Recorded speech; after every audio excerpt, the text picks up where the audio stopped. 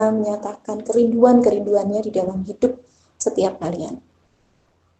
Dan saya sungguh berdoa di hadapan Tuhan supaya teman-teman mendengar dengan jelas apa yang menjadi kerinduan Tuhan secara khusus di dalam hidupmu masing-masing. Dengan demikian teman-teman bisa mengerjakan itu, mengerjakan apa yang ada di dalam hati Tuhan itu dengan keyakinan, tetapi juga dengan sukacita. Bukan karena beban, bukan karena keharusan, tetapi sukacita oleh karena teman-teman menyadari bahwa Tuhan begitu mengasihi teman-teman.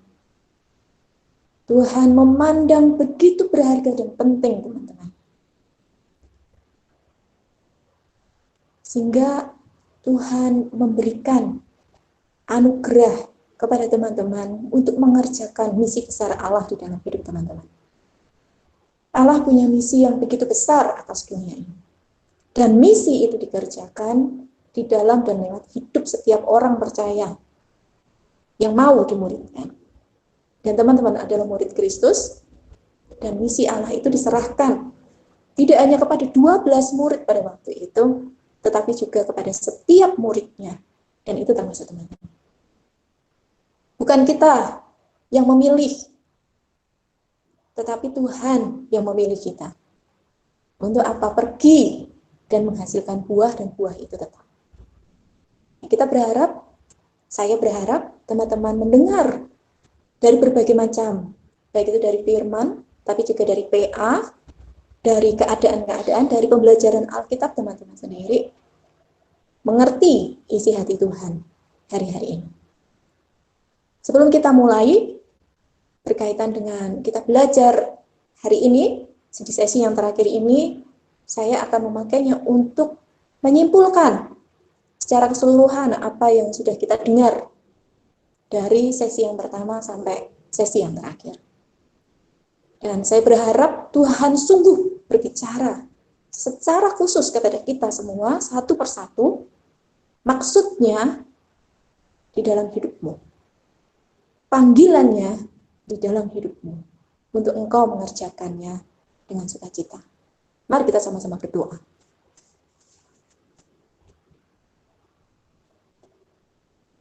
Kami berhadapan dengan Allah yang Maha Besar. Kami berhadapan dengan Allah pencipta langit dan bumi. Kami berhadapan dengan Allah pemilik segala sesuatu yang bisa kami lihat, kami dengar, kami rasakan. Dan pemilik hidup kami. Kami berhadapan dengan Allah yang Maha Kudus dan yang kekudusannya itu tidak bisa disentuh oleh dosa. Bahkan seperti dosa. Dan kalau kami boleh datang ke hadirat Engkau, memuji dan menyembah Engkau, menaikkan permohonan kami di hadapan Engkau, itu sungguh satu anugerah. Itu sungguh satu kemurahan daripadamu, belas kasihan daripadamu yang begitu besar, yang Engkau nyatakan lewat Kristus Yesus. Karena hanya dengan kematian dan kebangkitan Kristus, kami bisa datang, memuji dan menyembah. Kami bisa datang, berdoa, meminta kepada Engkau. Dan kami bisa datang untuk menyatakan permohonan kami tidak hanya untuk diri kami sendiri, tetapi juga kepada banyak orang. Untuk kami bisa mendengar suara-Mu dan kehendak-Mu di dalam hidup kami. Sungguh kami bersyukur, kami dipertemukan dengan Tuhan. Kami dibawa kepada pengenalan akan Tuhan. Tuhan menyatakan diri-Mu kepada kami, sehingga kami boleh mengenal Engkau secara pribadi. Tetapi kami juga bersyukur karena Engkau menarik kami kepada satu misi yang besar yang Engkau nyatakan kepada bumi ini. Kerinduan-Mu supaya seluruh bumi diselamatkan. Kerinduan-Mu supaya semua bangsa menjadi murid-Mu. Dan misi besar-Mu itu Engkau taruhkan kepada setiap murid-murid-Mu. Terima kasih Engkau membawa kami dan melayakkan kami untuk menjadi murid-Mu. Tidak ada kelayakan apapun di dalam hidup kami yang bisa kami tawarkan untuk kami menjadi murid-Mu. Tetapi Engkau memilih kami. Engkau memanggil kami dan menetapkan kami untuk menjadi murid-Mu, untuk mengerjakan misi-Mu di dunia ini. Kami meminta anugerah dari-Mu untuk kami bisa mengerjakannya. Kami meminta anugerah dari-Mu untuk kami semakin memiliki keyakinan yang kokoh tentang identitas kami, dan apa yang ingin Engkau lakukan dan kerjakan di dalam dan lewat hidup kami. Mari Tuhan menolong kami sekali lagi di sesi yang terakhir ini, untuk kami boleh mendengar Tuhan berbicara kepada kami. Hamba pribadi ditolong untuk juga mendengar Engkau berbicara kepada hamba pribadi. Semakin diteguhkan keyakinan dengan panggilan yang Tuhan sudah taruhkan di dalam hidup hamba. Hal yang sama hamba berdoa untuk setiap teman-teman yang mendengarkan kebenaran-Mu hari ini. Mari Tuhan berbicara, tetapi juga mari Tuhan menolong kami untuk kami berdoa dan menyerahkan diri kepada Engkau. Terima kasih. Waktu ini kami percayakan kepada-Mu. Tuhan yang berbicara kepada kami. Tuhan yang menyatakan isi hati-Mu kepada kami. Tuhan ingin menunjukkan apa yang Engkau ingin lakukan kepada tiap-tiap pribadi di tempat ini. Tiap-tiap pribadi, tidak ada satupun yang akan Engkau lewatkan untuk Engkau bicara. Mari Tuhan berbicara kepada kami masing-masing. Terima kasih. Waktu ini kami percayakan di dalam nama-Mu. Dalam nama Tuhan Yesus Kristus. Kami berdoa. Amin.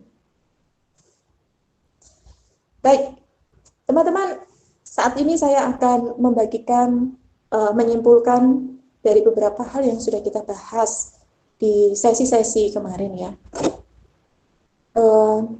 A new life, a new purpose. Jadi ketika kita sudah diselamatkan, Tuhan punya tujuan di dalam hidup kita. Sesungguhnya teman-teman, tujuan itu, panggilan itu sudah ditetapkan di dalam hidup kita masing-masing jauh sebelum dunia ini bahkan ada.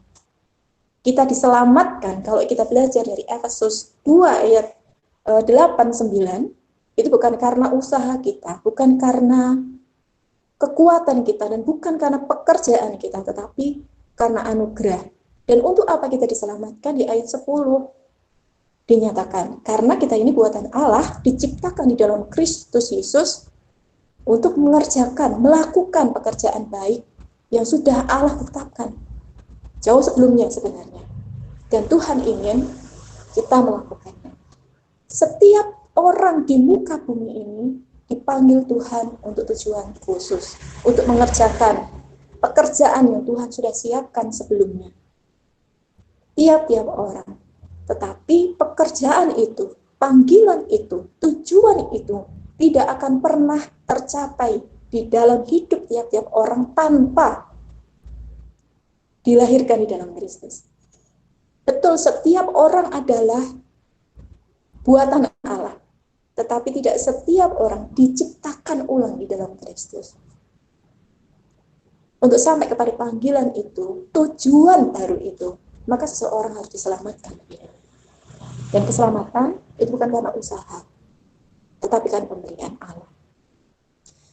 Saya bersyukur kalau setiap kita boleh mengenal Tuhan secara pribadi. Dengan demikian, maka tujuan Allah yang sudah Tuhan tetapkan, bahkan jauh sebelum dunia ini ada, pasti bisa dikerjakan di dalam hidup kita. Oleh karena kita sudah diselamatkan. Yang mengerjakan itu Tuhan di dalam hidup kita. Tetapi tetap ada bagian-bagian yang harus kita lakukan supaya tujuan Allah itu dapat tercapai di dalam hidup kita. Mari kita melihat misi besar Allah lebih dulu. Allah punya misi besar atas dunia ini. Paling tidak kalau kita belajar dari amanat agung, misi besar Allah apa?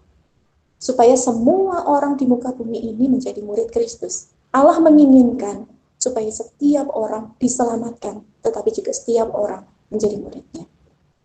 Karena hanya murid yang bisa menjadi alat Tuhan untuk memberitakan kabar baik, keselamatan itu kepada orang lain, dan kemudian memuridkan. Supaya apa? Supaya seluruh bumi ini pada akhirnya diselamatkan. Dan itu hanya bisa dilakukan dengan pemuridan atau pelipat gandaan.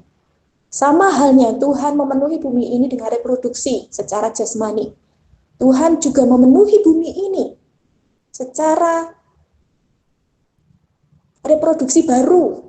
Kerinduannya tetap memenuhi bumi ini dengan keturunan-keturunan ilahi sebagaimana Allah dulu menciptakan manusia kudus dan sempurna.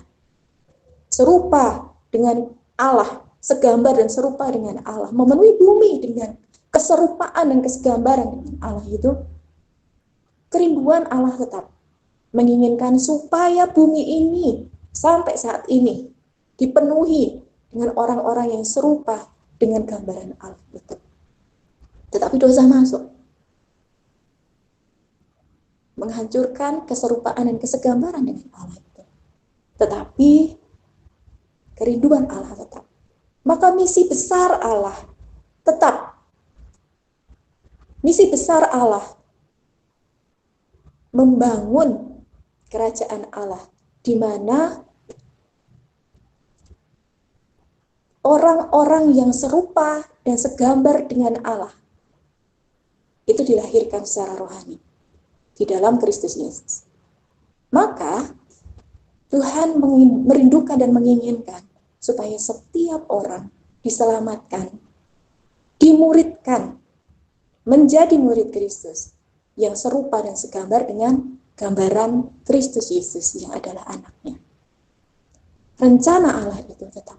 Misi besar Allah memenuhi bumi ini dengan keturunan-keturunan secara rohani saat ini. Orang-orang adalah murid Kristus yang serupa dan segambar dengan gambaran Kristus. Dengan demikian serupa dan segambar dengan gambaran Allah. Itu misi besar Allah. Dan misi besar itu diberikan kepada Tuhan Yesus. Tuhan Yesus diutus ke dalam dunia untuk memastikan bahwa misi besar Allah itu tercapai. Menyelamatkan manusia. Untuk itu. Kita belajar di dalam Yesaya 61 ayat 1 sampai 4. Ayat ini sudah kita baca kemarin. Roh Tuhan Allah ada padaku. Oleh karena Tuhan telah mengurapi aku. Ia telah mengutus aku untuk menyampaikan kabar baik kepada orang-orang sengsara dan merawat orang-orang yang remuk hati, untuk memberitakan pembebasan kepada orang-orang tawanan dan kepada orang-orang yang terkurung kelepasan dari penjara, untuk memberitakan tahun rahmat Tuhan dan hari pembalasan Allah kita, untuk menghibur semua orang yang berkabung, untuk mengaruniakan kepada mereka perhiasan ganti aku, minyak untuk pesta ganti kain kafan, nyanyian puji-pujian ganti semangat yang pudar, supaya orang menyebut mereka pohon tarbantin kebenaran, tanaman Tuhan untuk memperlihatkan keagungannya. Mereka akan membangun reruntuhan yang sudah berabad-abad dan akan mendirikan kembali tempat-tempat yang sejak dahulu menjadi sunyi. Mereka akan memperbarui kota-kota yang runtuh, tempat-tempat yang telah turun-temurun menjadi sunyi. Perikop itu adalah perikop mesianik. Perikop yang sedang berbicara sebenarnya tentang kehadiran Mesias. Nubuatan tentang Mesias. Bahwa Mesias itu diutus, diurapi, roh Tuhan ada padanya. Pada Mesias itu untuk apa? Untuk mengerjakan misi besar Allah. Menyampaikan kabar baik kepada orang-orang sengsara. Merawat orang yang remuk hati. Memberitakan pembebasan orang-orang yang tawanan. Orang-orang yang terkurung di dalam penjara dilepaskan. Memberitakan tahun rahmat dan pembalasan Allah kita. Memberitakan kabar baik bahwa Allah menyelamatkan. Tetapi bagi orang yang tidak menerima itu, pembalasan murka Allah, hukuman Allah itu. Dikatakan apa? Ketika itu terjadi, maka ada kata-kata ganti, itu menarik. Mereka mengaruniakan kepada mereka perhiasan ganti aku. Ada perubahan atau perbalikan dari yang berkabung menjadi sukacita. Dari yang pudar semangatnya menjadi nyanyian puji-pujian. Kehidupan orang-orang yang disentuh. Ada perubahan besar. Dan orang-orang yang disentuh ini yang nantinya akan menjadi pohon tarbantin kebenaran. Orang-orang yang akan menyatakan kemuliaan Allah. Orang bisa melihat Allah di dalam dan lewat hidup orang-orang itu. Tetapi juga mereka akan membangun reruntuhan yang berabad-abad. Orang-orang yang akan diutus supaya tempat-tempat yang sunyi itu bisa dihuni kembali. Itu engkau dan aku. Tuhan, ini janji mesianik ini digenapkan di dalam Kristus. Kalau kita lihat di dalam slide selanjutnya, Di dalam Lukas 4 ayat 18 sampai 21, kebenaran itu digenapi. Kepadanya diberikan kitab Nabi Yesaya, dan setelah dibukanya, ia menemukan nas di mana ada tertulis, Roh Tuhan ada padaku, oleh sebab ia mengurapi aku untuk menyampaikan kabar baik kepada orang-orang miskin. Dan ia telah mengutus aku untuk memberitakan pembebasan kepada orang-orang tawanan dan penglihatan bagi orang-orang buta, untuk membebaskan orang-orang yang tertindas, untuk memberitakan tahun rahmat Tuhan telah datang. Tuhan Yesus pada waktu ini sedang berbicara kepada jemaat, kepada umat di Kapernaum. Kemudian dia menutup kitab itu, memberikannya kepada pejabat, lalu duduk. Dan mata semua orang di dalam rumah ibadat itu tertuju kepadanya. Lalu ia mulai mengajar mereka. Katanya, pada hari ini genaplah nas ini sewaktu kamu mendengarnya. Tuhan Yesus menyatakan bahwa dia adalah penggenapan dari firman Tuhan di dalam Yesaya 61 ayat 1 sampai 4. Tuhan Yesus adalah Mesias yang menggenapi janji besar mesianik di dalam Yesaya 61 ayat 4. Dialah pribadi yang diutus oleh Allah, yang diurapi oleh Allah. Untuk apa? Menyatakan pembebasan umat dari belenggu dosa yang membuat orang sengsara, yang membuat orang berkabung. Dan Tuhan melepaskan itu di dalam kematian dan kebangkitannya. Tetapi kita juga bisa melihat, Tuhan pun juga sudah melakukannya bahkan sebelum kematiannya. Tuhan membebaskan orang dari berbagai macam penyakit, dari berbagai macam kelemahan, bahkan membangkitkan orang dari kematian. Tuhan Yesus memperlihatkan kepada banyak orang pada waktu itu, dia adalah Mesias yang diutus ini. Kita lihat slide selanjutnya. Misi besar Allah itu diberikan kepada Tuhan Yesus. Bapa mengutus Tuhan Yesus ke dalam dunia untuk mengerjakan misi besar Allah. Bahkan misi ini sesungguhnya sudah dijanjikan Allah pada waktu manusia jatuh di dalam dosa, di dalam janji induk. Kita mengingat janji induk ketika Adam dan Hawa jatuh ke dalam dosa, pada waktu itu pula lah Allah memberikan janji kepada perempuan, kepada manusia, dan kepada perempuan itu, dan berbicara bahwa keturunan perempuan itu akan menginjak kepala ular. Tetapi ular itu membentuk tumit keturunan perempuan itu. Janji itu adalah janji mesianik, bahwa Bapa Allah mengutus Tuhan Yesus ke dalam dunia untuk menjadi pembebas manusia dari dosa dan semua akibat-akibat dosa itu. Nah, misi besar Allah itu dikerjakan oleh Tuhan Yesus di dunia. Dan menariknya, Tuhan Yesus menyatakan, tapi juga mentransferkan misi besar Allah itu kepada murid-muridnya. Tuhan Yesus mengutus murid-murid melakukan hal yang sama sebagaimana yang dia lakukan kepada semua bangsa. Tuhan Yesus mati di kayu salib dan bangkit, menyelesaikan persoalan utama manusia, yaitu dosa. Tetapi pekerjaan Tuhan belum selesai. Karena pekerjaan Tuhan harus sampai, misi besar Allah itu harus sampai ke ujung-ujung bumi. Dan Tuhan Yesus tidak bisa mengerjakan itu sendirian. Tuhan Yesus mengutus murid-muridnya. Tetapi sebelum mengutus murid-muridnya, sekali lagi, kemarin kita belajar, Tuhan menarik mereka untuk menyertai dia. Melatih dia untuk menjadi murid. Memiliki kehidupan seorang murid. Kehidupan sebagaimana Kristus hidup. Memiliki watak sebagaimana watak Kristus. Melakukan pekerjaan sebagaimana Tuhan Yesus bekerja. Melayani banyak orang, tetapi juga memuridkan. Tuhan Yesus melatih mereka di dalam menyertai itu. Murid-murid itu dihasilkan. Dan kepada murid-murid itu, Tuhan mempercayakan dunia itu. Mempercayakan dunia itu. Misi itu tidak pernah berhenti sewaktu Kristus naik ke surga. Ketika Kristus naik ke surga, misi itu tidak selesai pada waktu itu. Misi Allah di dalam Kristus untuk menyelesaikan persoalan utama, yaitu dosa, itu sudah selesai ketika Yesus bangkit dari antara orang mati. Dan misi itu, misi Allah atas Kristus Yesus juga sudah selesai ketika Kristus sudah menyelesaikan pekerjaannya di antara 12 murid pada waktu itu. Ketika pekerjaan itu sudah selesai, maka Kristus naik ke surga. Tetapi misi itu tidak berhenti. Sebab Kristus masuk ke surga, naik ke surga. Kenapa? Karena dunia ini, misi Allah itu belum sampai kepada seluruh dunia. Misi Allah belum sampai kepada ujung-ujung bumi. Allah menginginkan supaya semua bangsa itu menjadi murid, dan itu belum selesai. Nah, Tuhan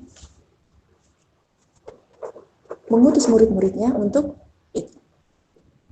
Seluruh dunia itu dipercayakan kepada murid-muridnya. Seluruh dunia itu dipercayakan kepada murid-muridnya.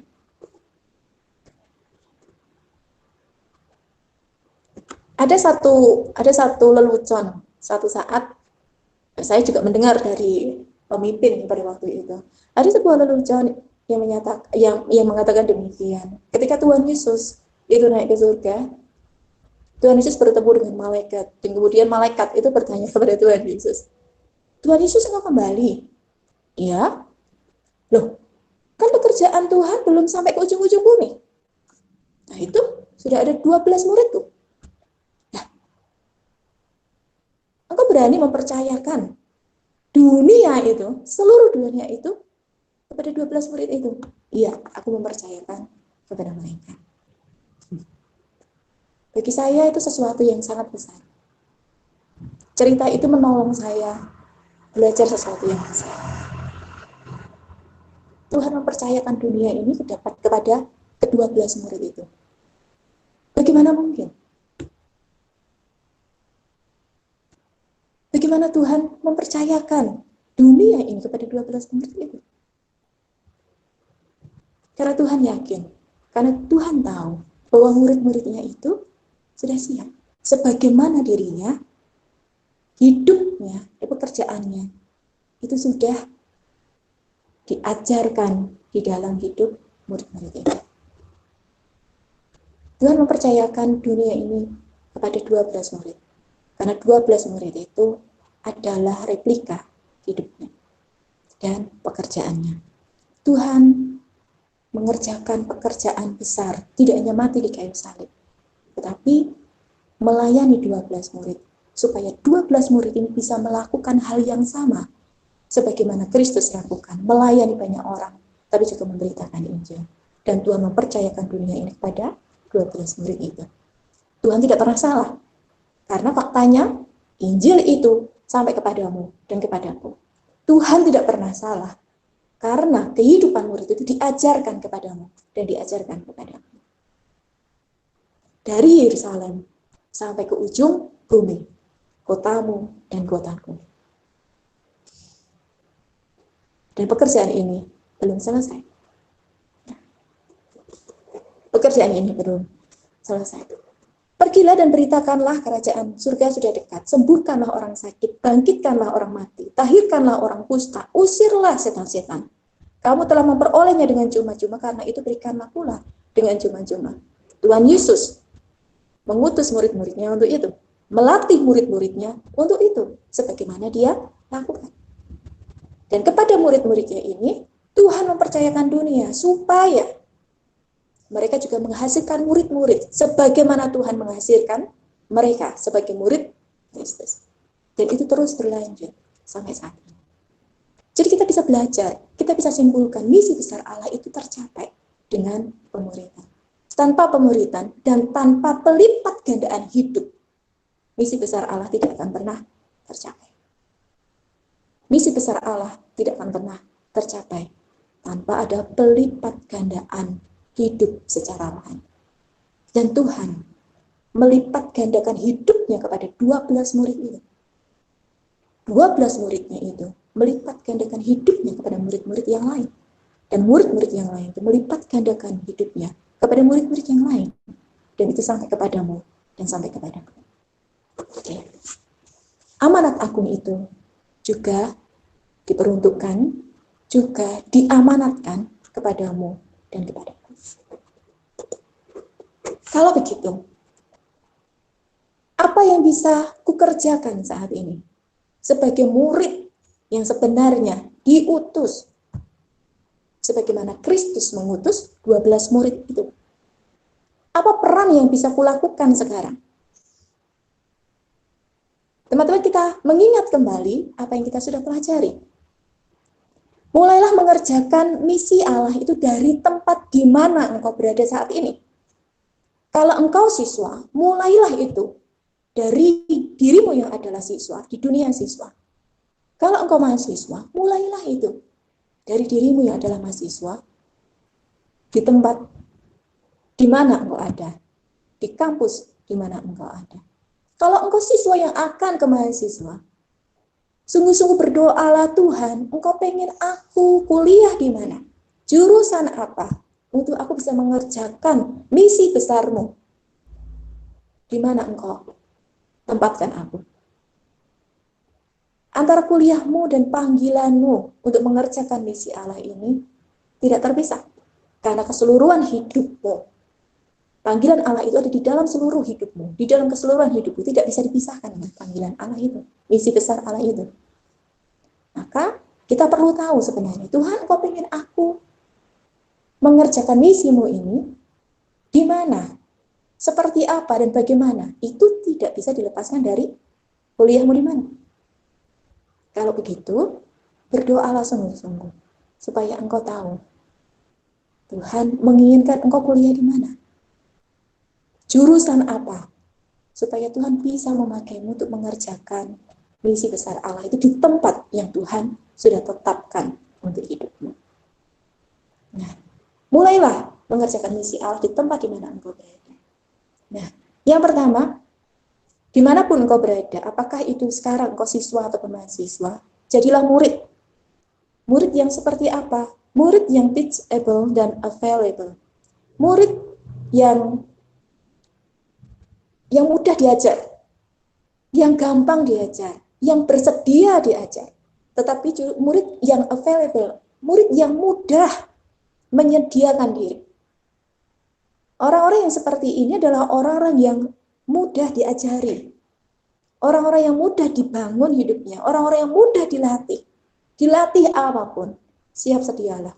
Jadilah murid yang teachable and available. Sesederhana apapun itu engkau. Murid-murid Tuhan Yesus itu dilatih selama 3,5 tahun. Mereka adalah murid-murid yang teachable dan available. Sekalipun mereka adalah orang-orang awam. Sekalipun mereka bukan orang-orang yang secara akademis pintar, secara akademis hebat. Mereka seorang nelayan. Bahkan ada yang pemungut cukai. Mereka orang-orang biasa, sama seperti engkau dan aku, orang-orang biasa. Tetapi kenapa Tuhan memilih mereka untuk menjadi murid-muridnya? Bahkan mempercayakan dunia ini kepada mereka. Karena mereka adalah orang-orang yang mau belajar dan orang-orang yang mudah belajar. Sebagaimana Petrus, sekalipun betul mereka punya banyak kelemahan-kelemahan, tetapi Petrus adalah orang yang mau belajar. Orang yang bersedia diajar. Orang yang menyerahkan diri kepada Tuhan untuk diajar dan untuk belajar dari Tuhan. Dan orang-orang yang setia. Saya mensyukuri karena Tuhan tidak memilih orang-orang seperti Paulus semua. Betul, Paulus dipakai Tuhan untuk pekerjaan khususnya yang akan berbicara kepada orang-orang besar. Tetapi Tuhan lebih banyak memilih orang-orang biasa. Karena ada banyak orang-orang biasa yang perlu mendengar Injil kebenaran. Dan Tuhan memakai orang-orang biasa itu. Tetapi orang-orang biasa yang teachable dan available.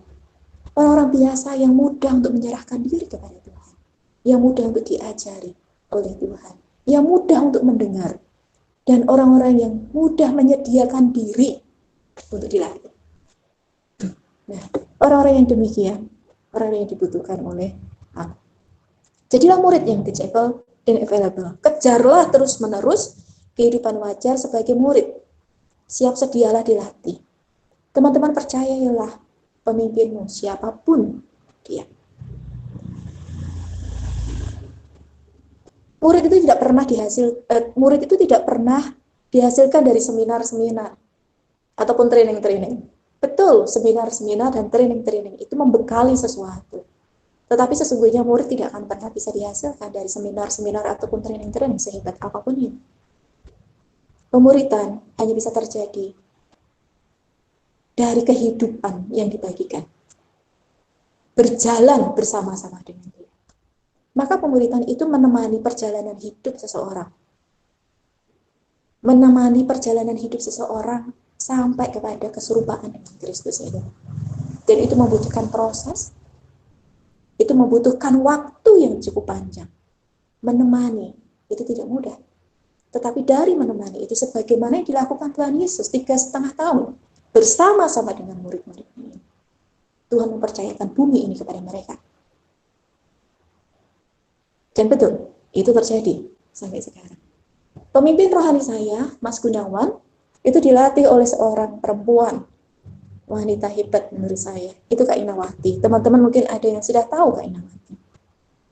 Tetapi Kak Inawati dan juga Mas Gun itu pernah cerita bahwa seringkali Kak Inawati itu sangat takut kalau harus mengajar Mas Gun atau PA dengan Mas Gun. Kak Inawati harus bekerja keras untuk PA dengan Mas Gun. Kenapa? Karena Mas Gun itu seorang yang sangat kritis, seorang yang sangat pandai, banyak bertanya, dan pertanyaan-pertanyaannya itu kadang-kadang sangat sulit. Dan itu kadang-kadang menyulitkan Kak Ina untuk Kak Ina menjawabnya. Kak Ina merasa bahwa Mas Gun itu jauh lebih paham banyak hal daripada dirinya, sehingga Kak Ina selalu takut.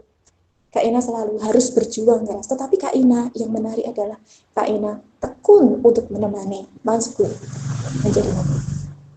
Dan Mas Gun sendiri juga menyadari Kak Ina mungkin bukan pemimpin yang sangat kuat secara pengetahuan, doktrin, atau apapun. Karena Mas Gun seringkali bertanya, dan itu kadang-kadang menyulitkan Kak Ina.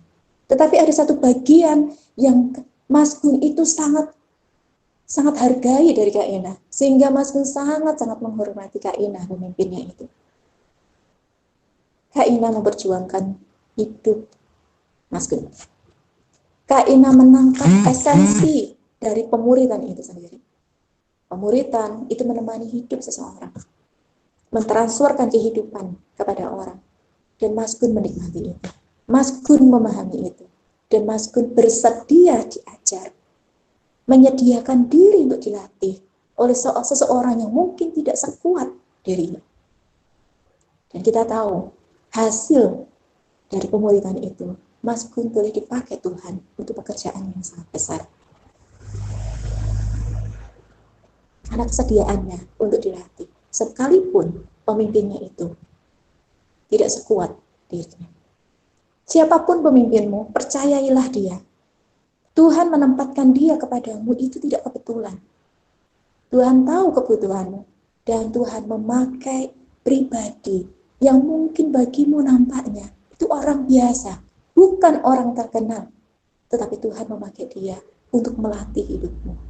Ada bagian-bagian di dalam hidupmu yang bukan hanya pengetahuan, kebutuhan akan pengetahuan, kebutuhan akan doktrin, kebutuhan akan pengajaran-pengajaran, tetapi kehidupan, hal-hal yang mungkin tidak engkau sadari. Pemimpinmu itu sedang dipakai Tuhan untuk melatihmu bagian-bagian yang justru penting, lebih dari semua pengajaran-pengajaran itu di dalam hidupmu. Percayalah dia, siapapun dia. Saya sendiri melatih seseorang, pemimpin. Bagi saya dia seorang yang hebat. Bagi saya dia seorang yang pandai sekali. Bagi saya dia seorang yang kuat. Kadang-kadang pertanyaan-pertanyaannya itu menyulitkan. Saya bisa memahami Kak Inawati. Bagaimana Kak Inawati, seorang Inawati, itu mengajar dan melatih Mas Gun pada waktu itu. Saya bisa merasakan mungkin kesulitannya bagaimana dia menjelaskan bagian-bagian dari pertanyaan-pertanyaan yang mungkin pertanyaan-pertanyaan sulit. Dan saya bisa memahami bagaimana Kak Inawati bekerja keras untuk belajar, untuk bisa menjawab pertanyaan-pertanyaan. Itu saya alami. Tetapi saya bertanya kepada Tuhan, Tuhan kenapa Engkau menginginkan saya untuk melatih dia sampai sekarang? Tuhan menginginkan dan mengizinkan untuk saya dipakai melatihnya. Saya sendiri kadang-kadang tidak paham. Tetapi Tuhan menolong saya sendiri untuk belajar. Tia, aku sedang mengajarimu, mengajari hidupmu, melatih watakmu dari dia. Tetapi dia butuh belajar dari hidupmu. Hal-hal yang mungkin bukan pengetahuan atau pengajaran-pengajaran hebat. Tetapi ada bagian-bagian di dalam hidupnya yang itu membutuhkan. Dan itu hanya bisa engkau yang kerjakan. Tuhan baik. Karena di dalam bagian pemuridan ini, saya diajari. Bukan hanya dia yang belajar dari saya, tetapi saya sendiri diajari Tuhan untuk belajar dari dia. Tuhan sedang mengajari hidup saya, justru dari dia juga. Itulah pemuridan. Ya teman-teman, percayai pemimpinmu. Bukan karena siapa pemimpinmu, tapi karena Tuhan yang menginginkanmu dilatih oleh dia. Tuhan punya rencana atas hidupmu. Tuhan punya maksud memakai dia untuk melatih hidupmu. Karena itu, setialah untuk belajar darinya, tekunlah belajar darinya, percayai dia. Terbukalah kepada pemimpinmu. Karena kadang-kadang pemimpinmu tidak bisa melakukan banyak hal kecuali berdoa. Tetapi dia adalah pemimpin yang berdoa. Kadang-kadang pemimpin hanya bisa bertelut di hadapan Tuhan. Karena ada banyak hal yang mungkin tidak bisa dilakukan. Tetapi dia berdoa untuk ini. Teman-teman, ayo kejar hidupmu sebagai seorang murid.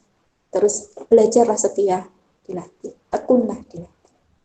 Dan kalaupun engkau pada akhirnya, ketika kuliah nanti akan pergi ke berbagai tempat, mungkin akan kuliah keluar dari tempatmu saat ini, carilah orang-orang yang bersedia menemanimu dan melatihmu menjadi seorang murid, menemanimu untuk menjadi seorang murid. Sekali lagi, kehidupanmu sebagai murid yang akan bisa memuridkan itu tidak pernah dilahirkan dan dibentuk di dalam seminar-seminar, tetapi di dalam proses pemuridan, pelipat gandaan hidup, transfer hidup, ditemani perjalanan hidupnya. Ada banyak hal di dalam hidup kita, sisi-sisi terdalam di dalam hidup kita yang perlu untuk ditemani. Dan itu tidak pernah bisa diselesaikan di dalam seminar ataupun training-training. Teman-teman, ayo saya dorong terus-menerus untuk mengejar hidup muridmu. Pemuridan menemani perjalanan hidup seorang percaya kepada keserupaan dengan Kristus. Kolose 1 ayat 28-29. Saya dorong teman-teman menikmati dan merenungkan firman Tuhan ini. Dialah yang kami beritakan. Tuhan Yesus yang diberitakan oleh Paulus. Apabila tiap-tiap orang kami nasihati. Paulus menggunakan kata tiap-tiap orang. Tiap-tiap itu berarti pribadi, lepas pribadi. Personal. Tiap-tiap orang kami nasihati. Tiap-tiap orang kami ajari dalam segala hikmat untuk memimpin tiap-tiap orang kepada kesempurnaan dalam Kristus. Itulah yang kuusahakan dan kupergumulkan dengan segala tenaga, sesuai dengan kuasanya yang bekerja dengan kuat di dalam aku. Paulus bahkan di dalam keberadaannya seorang yang hebat, dikatakan yang kuusahakan dan kupergumulkan dengan sekuat tenaga. Dikatakan apa? Dengan kuasanya yang bekerja. Dia tidak bisa sendiri, dia menyadari itu. Dia membutuhkan Allah dan kuasa Allah di dalam hidupnya. Untuk apa? Untuk menemani tiap-tiap orang itu kepada kesempurnaan dengan Kristus, dalam Kristus. Kita juga semestinya memiliki kehidupan Sebagaimana Paulus ketika kita dipercayai orang-orang untuk menemani perjalanan hidup mereka. Dan setiap engkau yang akan dilatih untuk menolong orang lain menjadi murid, lakukanlah hal ini. Engkau disiapkan untuk menemani tiap-tiap orang di dalam keserupaan dengan Kristus dengan kuasa Dia yang bekerja kuat di dalam engkau dan di dalam aku. Ingat ayat ini, teman-teman. Jadi, bagi kita yang dilatih, sadarilah bahwa kita itu dilatih personal demi personal. Karena itu, terbukalah dengan pemimpinmu. Karena itu, bersedialah untuk terus dilatih oleh pemimpinmu. Seperti apapun pemimpinmu. Bahkan mungkin pemimpin yang sangat, dalam tanda kutip, galak ya. Saya sendiri galak. Lalu saya bersyukur, anugerah Tuhan kalau teman-teman itu mau terus ditemani hidupnya untuk menjadi murid Kristus. Oke, apa peran yang bisa aku kerjakan sekarang di tempat di mana kita berada ya, sebagai siswa ataupun sebagai mahasiswa? Yang kedua, berdoalah. Sama seperti yang kita pelajari kemarin. Berdoalah. Siswa mahasiswa berdoa, itu penting. Berdoa untuk apa? Berdoalah bagi orang-orang yang belum percaya.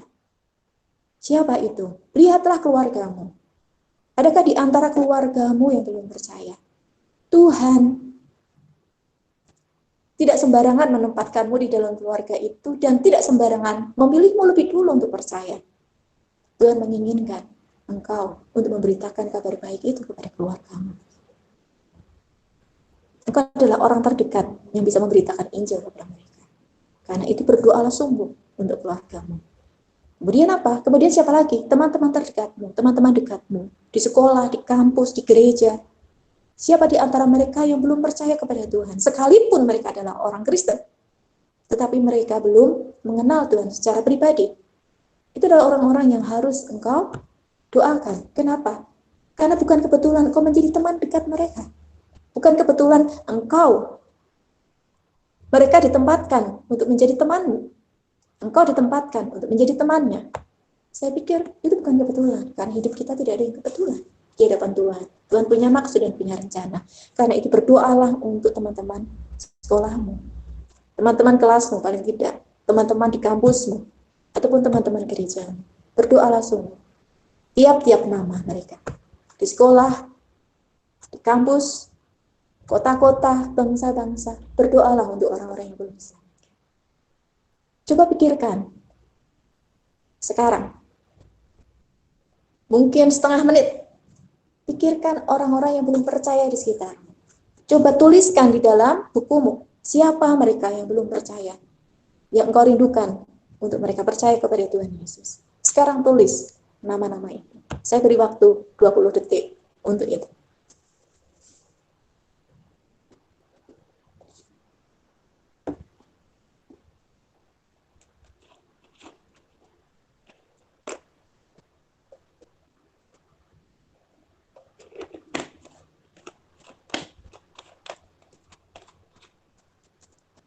Bersyukurlah karena engkau masih punya banyak teman. Dengan demikian, Tuhan merindukanmu untuk memberi pengaruh kepada mereka yang banyak teman. Nanti kalau sudah seperti saya, mungkin temannya sudah tidak lagi banyak. Tetapi bukan berarti kemudian berhenti untuk memberitakan kabar baik. Ada banyak orang di luar sana yang harus mendengar ini. Maka mau tidak mau, saya harus belajar. Ini perjuangan karena saya belum berhasil dan masih harus berjuang untuk punya waktu pergi. Sekarang punya alasan karena masih ada COVID, jadi nggak pergi. Tapi sebelum ini, berarti belajar untuk setiap Jumat pergi keluar, ketemu ke alun-alun atau kemanapun untuk ketemu orang dan ngobrol dengan orang. Supaya pada waktu itu bisa berdoa untuk mereka, supaya mereka pada waktunya mendengar Injil, atau pada waktu itu menjadi kesempatan untuk bisa memberikan kesaksian kepada mereka, ataupun pemberitaan Injil kepada mereka. Nah, teman-teman masih punya teman banyak. Ya, Tuhan memberi kesempatan banyak untuk teman-teman menjadi pengaruh bagi mereka. Sudah? Teman-teman sudah tuliskan nama-nama itu. Pastinya lebih dari 10 orang harusnya. Doakan itu setiap hari. Buka itu. Lihatlah nama itu, ingatlah nama itu, dan berdoalah terus-menerus untuk nama-nama itu.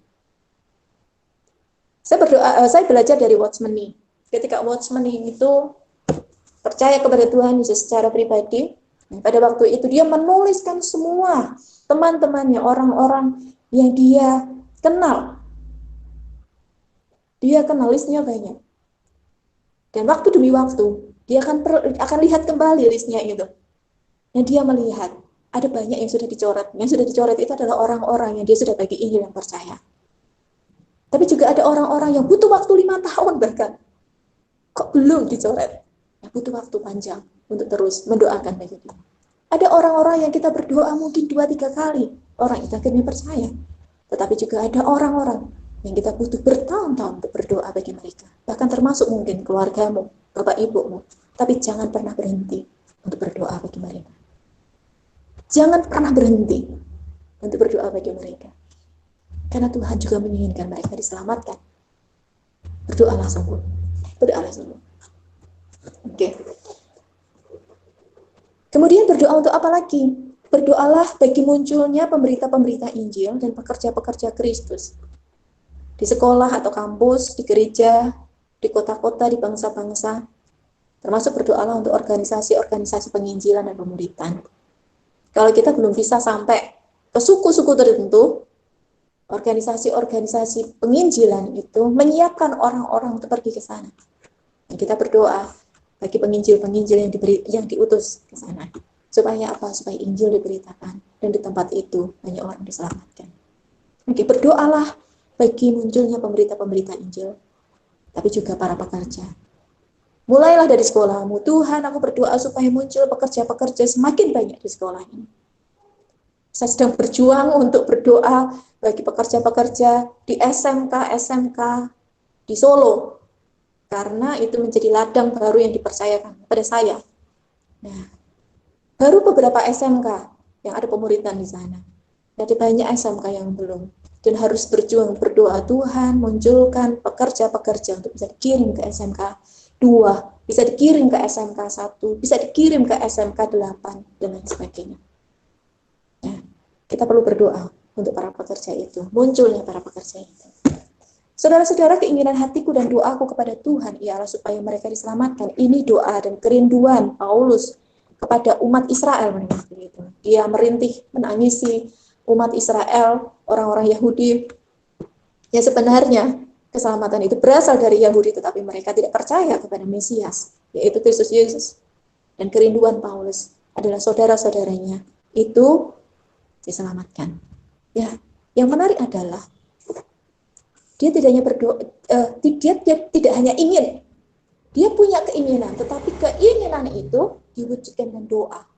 Mulai dari berdoa. Keinginan hatiku supaya dia diselamatkan. Tapi tidak hanya berhenti di dalam keinginan itu, tetapi keinginan itu melahirkan doa bagi mereka. Karena Tuhan yang bekerja di dalam hidup mereka, menarik mereka kepada Kristus Yesus.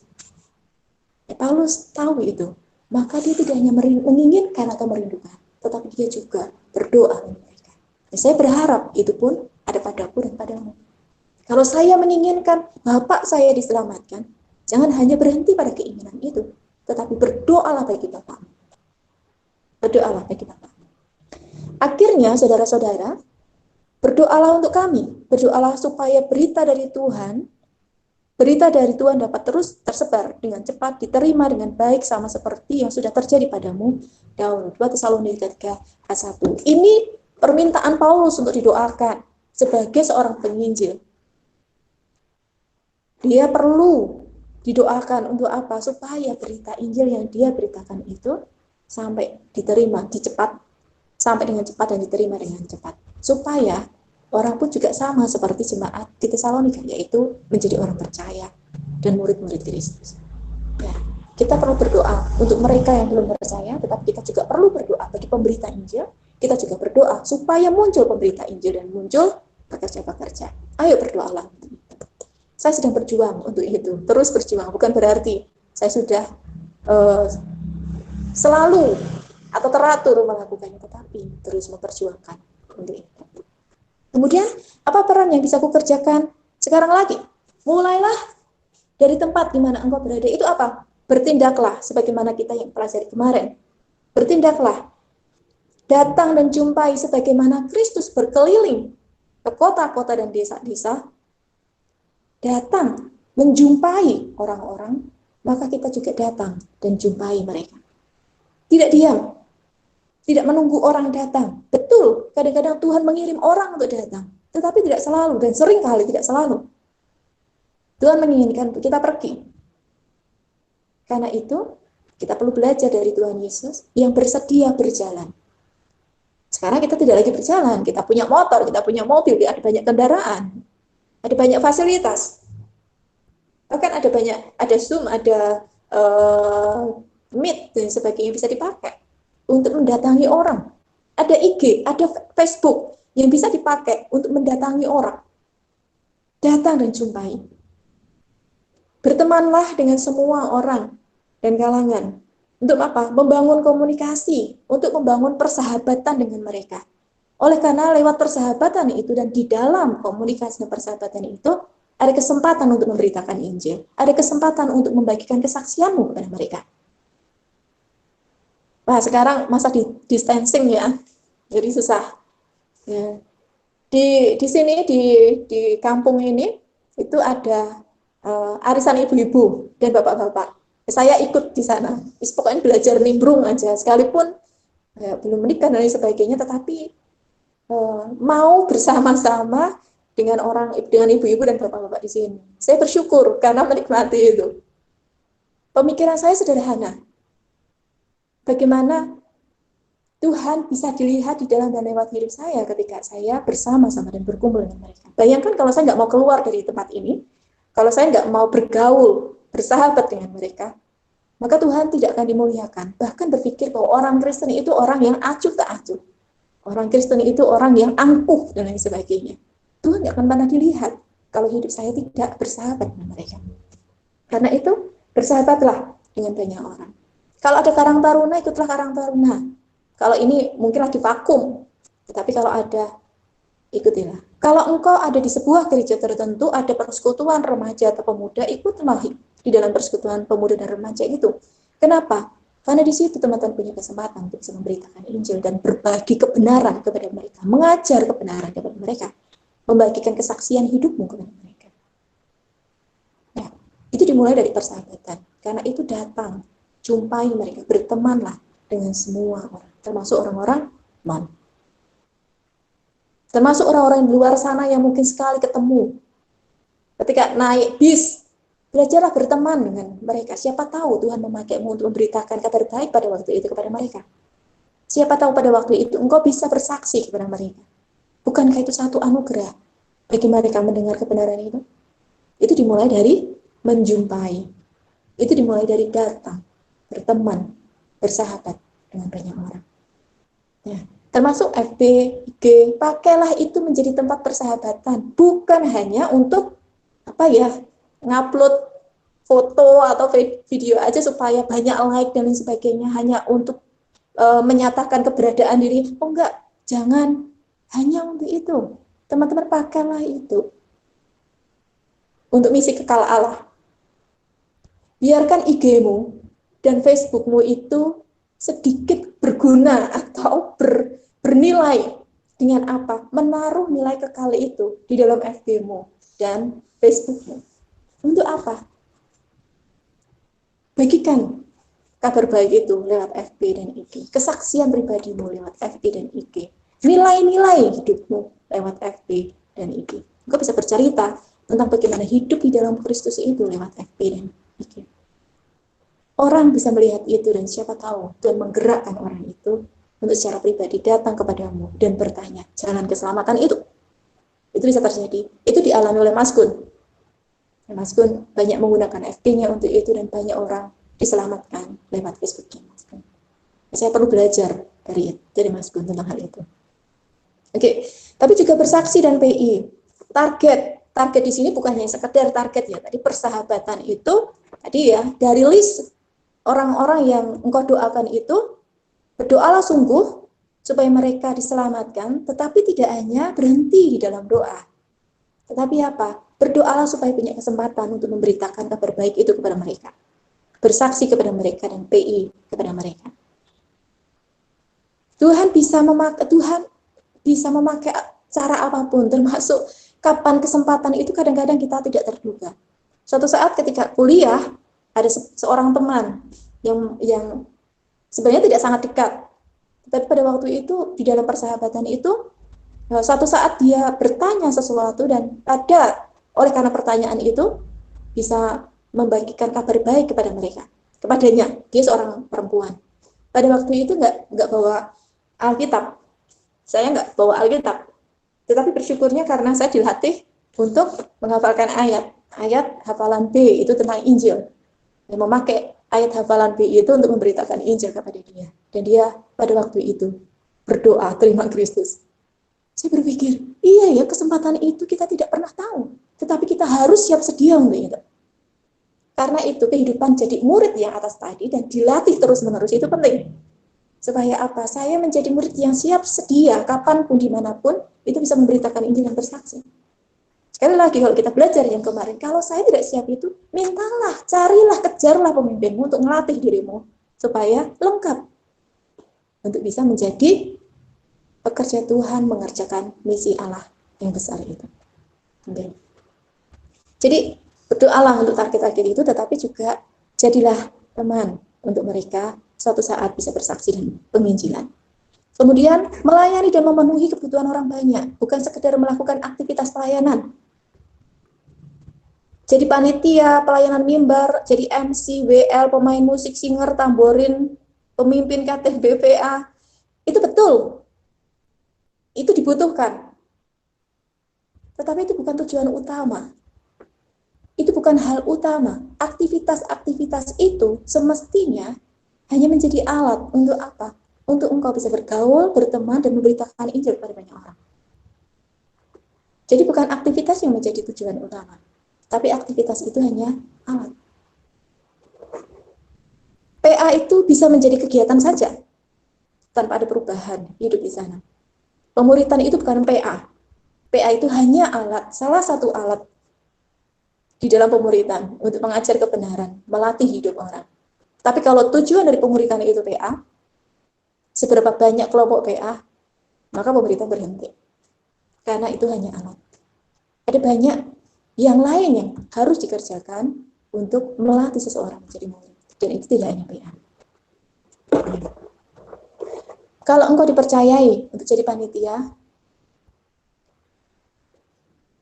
biarlah engkau dipercayai 1 atau 2 saja, tidak banyak aktivitas kepanitiaan yang merenggut banyak waktumu, sehingga justru membuatmu tidak bisa PI, atau dilatih oleh pemimpin, atau leluasa, atau siap sedia dilatih.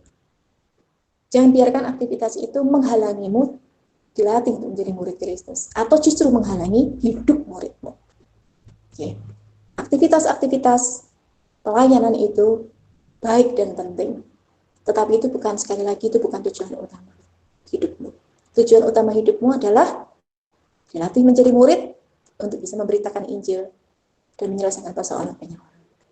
Oke. Kemudian, bertindaklah membangun murid dan pekerja.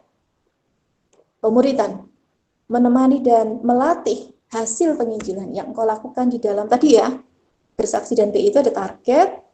Dan kemudian siapa tahu di antara mereka, dan kita berdoa supaya ada banyak orang yang diselamatkan dari orang-orang yang engkau injili itu, dan kemudian dari antara orang-orang yang mendengar Injil darimu itu, yang percaya kepada Tuhan dari penginjilanmu itu, engkau latih, engkau temani untuk menjadi pekerja. Siap sedialah untuk membangun murid dimanapun engkau berada. Kalau waktu SMA ini belum, berdoalah supaya ketika kuliah engkau bisa dipakai Tuhan untuk melatih beberapa orang di sekolahmu atau di kampusmu yang baru. Nah, berdoalah untuk itu. Oke. Peran yang bisa kita lakukan. Selain berdoa, tapi juga datang bertemanlah kepada banyak orang supaya apa? Supaya bisa bersaksi dan memberitakan Injil. Dan hasil dari pemberitaan Injil atau kesaksian kita lakukan itu, latihlah orang-orang itu menjadi murid. Temanilah hidup mereka menjadi murid. Kalau engkau ditemani, temanilah hidup orang lain. Pergilah dan beritakanlah kerajaan surga sudah dekat, sembuhkanlah orang yang sakit, bangkitkanlah orang mati, tahirkanlah orang kusta, usirlah setan-setan, kamu telah memperolehnya dengan cuma-cuma, karena itu berikan pula dengan cuma-cuma. Tuhan memerintahkan itu kepada murid-murid, tapi juga, dan murid-murid melakukannya, dan perintah itu juga diberikan kepada kita, dan mari kita lakukan, sebagaimana murid-murid lakukan. Nah, tetapi di dalam mengerjakan peran itu, ada tantangan teman-teman, dan saya membagikan tantangan itu. Tantangan kesetiaan. Tantangan kesetiaan yang pertama adalah tantangan integritas. 1 Petrus 2, 11 sampai 12. Saudara-saudaraku yang kekasih, aku menasihati kamu supaya sebagai pendatang dan perantau, kamu menjauhkan diri dari keinginan-keinginan daging yang berjuang melawan jiwa. Milikilah cara hidup yang baik di tengah-tengah bangsa-bangsa bukan Yahudi, supaya apabila mereka memfitnah kamu sebagai orang durjana, mereka dapat melihatnya dari perbuatan-perbuatanmu yang baik dan memuliakan Allah pada hari Ia melawat mereka. Teman-teman, sebagaimana Petrus berbicara kepada jemaat pada waktu itu, kepada jemaat, Petrus mengatakan, saudara-saudaraku yang kekasih, Petrus memberi nasihat apa? Supaya sebagai pendatang dan perantau, Petrus memberitahukan kepada jemaat pada waktu itu, "Hei jemaat, engkau sebenarnya adalah seorang pendatang dan perantau di dunia ini. Karena engkau pendatang dan perantau, kamu harus menjauhkan diri dari keinginan-keinginan daging yang berjuang melawan jiwa. Keinginan-keinginan itu ada di dunia." Nah, sebagai seorang percaya kepada Tuhan Yesus, sebenarnya kita adalah pendatang dan perantau. Kalau di dalam bahasa Inggrisnya itu, "Dear friends, I urge you as alien and stranger in the world to abstain from sinful desire which war against your soul." Katakan, kita itu seperti alien dan stranger. Alien, makhluk asing di dunia ini sebenarnya. Jadi, hidup kita semestinya berbeda dari dunia ini. Kalau kita bisa mengerjakan misi Allah itu menjadi murid, itu kalau hidup kita berbeda dari dunia ini. Karena apa? Karena kehidupan muridmu itu adalah kehidupan yang sangat berbeda dari dunia ini. Engkau dan aku itu adalah warga kerajaan surga, bukan lagi warga kerajaan dunia ini. Dan kalau kita ada di dunia itu hanya numpang di dunia ini. Hanya sebagai pendatang dan perantau. Kenapa? Karena keluarga negaraan kita itu adalah kewarganegaraan surga. Kita bukan warga negara dunia ini. Maka cara hidup kita semestinya adalah cara hidup surga di dunia ini. Maka kalau hidup kita berbeda dari kehidupan dunia ini, itu wajar. Gak wajar justru kalau hidup kita itu sama seperti dunia ini. Kehidupan murid itu memisahkan hidup kita dari kehidupan dunia ini. Membuat kita berbeda dari dunia ini. Kalau kita hidup sungguh-sungguh sebagai seorang murid Kristus. Dan itu wajar, karena memang hidup kita bukan dari dunia ini. Jadi, terus-meneruslah punya integritas. Dimanapun engkau berada, terutama sebagai seorang siswa dan mahasiswa. Berintegritaslah sebagai siswa. Siswa yang adalah murid Kristus, yang adalah penumpang atau perantau di dunia ini. Maka hidupmu semestinya berbeda dari teman-temanmu, baik di kampus ataupun di sekolah. Dan itu wajar, dan semestinya memang berbeda. Jadi, kalau mereka melihat dirimu aneh dengan cara hidupmu itu, justru itu wajar. Kalau sampai mereka tidak merasa aneh dengan hidupmu, justru dipertanyakan hidupmu, berarti hidupmu mungkin sama seperti mereka. Padahal, semestinya tidak, karena kita hanya numpang di dunia ini. Jadi, kalau ada orang yang menganggapmu aneh, bersyukurlah. Sama seperti dulu, ketika kemana-mana saya membawa helm, di sekolah, di kampus pada waktu itu, tujuannya supaya saya bisa boncengkan teman. Berbuat baik ya, dengan begitu Injil bisa diberitakan. Nah, itu dianggap aneh, kemana-mana kok bawa helm. Ini kan di kampus, masaan harus menggunakan helm. Banyak orang bertanya, termasuk ketika kita tidak japlak, tidak nyontek dan sebagainya, mungkin dianggap aneh. Tetapi itu semestinya hidup kita. Oke, tantangan integritas. Ayo hidup muridmu dengan setia. Oke. Jadilah berani berbeda dari dunia ini, menjadi berbeda di tengah dunia siswa dan mahasiswa. Nah, kita lihat kehidupan mahasiswa itu seperti apa di slide selanjutnya. Itu kehidupan siswa, teman-teman bisa baca. Teman-teman lihat ya, kalau engkau kelas 3 mau masuk kehidupan mahasiswa, mungkin juga tidak sangat berbeda dengan kehidupan siswa. Tetapi ada beberapa hal yang berbeda. Kecurangan, bolos, curang, baik berkaitan dengan absensi dan sebagainya, itu biasa di mahasiswa ya. Jadi jangan kaget besok. Bolos dan kemudian nitip tanda tangan itu juga hal biasa di mahasiswa. Tetapi itu tantangan integritasmu. Berisek. Banyak teman-teman, ada beberapa teman yang bercerita berkaitan dengan berisek ini. Ada yang datang karena pernah melakukan hubungan seks dengan orang lain, dan itu di kalangan mahasiswa. Kemudian pergaulan buruk, hedon, pornografi, media sosial, terikat oleh media sosial, pikiran bebas, itu mahasiswa. IPK, nilai akademis, itu yang menjadi tujuan kadang-kadang. Tetapi ada hal yang menarik dari mahasiswa. Mereka penuh potensi, mereka energik dan kreatif, sekalipun mereka kadang-kadang sulit, tetapi mereka aktif, sibuk aktivitas, sibuk kuliah, sibuk nugas, tapi itu bisa dipandang hal yang positif. Kemudian berorganisasi, itu juga bisa dipandang hal yang positif. Tapi kalau waktunya banyak di situ, nah itu yang bisa merusak. Mereka sedang terus mencari identitas, tujuan masa depan itu menjadi kerinduan, maka mereka mengejar IPK, mengejar organisasi, supaya apa? Berpikir bahwa itu menjadi jalan atau jembatan untuk sampai kepada cita-citanya. Nah, ada banyak persaingan di sana, dan teman-teman harus sadari itu. Nah, kalian harus siap hidup berintegritas di dalam kondisi-kondisi yang seperti ini. Nah, berani nggak untuk tampil berbeda dari mahasiswa yang seperti ini? Oke, tantangan yang kedua adalah tantangan adanya keinginan, pencobaan, dan dosa. Janganlah kamu mengasihi dunia dan apa yang ada di dalamnya. Jika engkau mengasihi dunia, maka kasih akan Bapa tidak ada di dalam orang itu. Sebab semua yang ada di dalam dunia, yaitu keinginan daging, keinginan mata, serta keangkuhan hidup, bukanlah berasal dari Bapa, melainkan dari dunia. Dan dunia ini sedang lenyap dengan keinginannya. Tetapi orang yang melakukan kehendak Allah tetap hidup selama-lamanya. Kita selalu diperhadapkan dengan keinginan-keinginan. Keinginan daging, keinginan mata, serta keangkuhan hidup. Sebagaimana Tuhan Yesus dicobai dalam 3 hal itu. Dan Tuhan Yesus menang. Setiap orang percaya, murid-murid Kristus, itu tidak dicobai dengan 3 keinginan itu. Tuhan tidak pernah mengambil keinginan kita ketika kita percaya kepada Dia.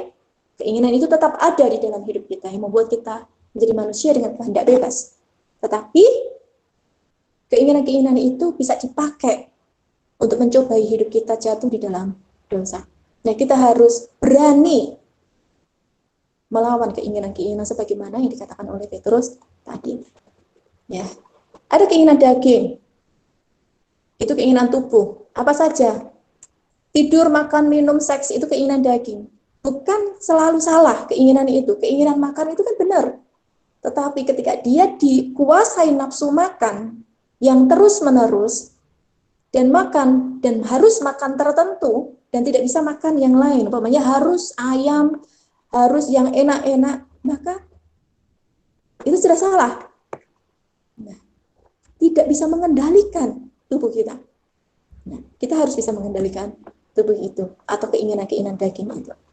Keinginan mata, segala sesuatu yang berasal dari, maksudnya lewat mata ya, kesenangan sementara, bisa games, film, shopping, jalan-jalan dengan net, IG, FB,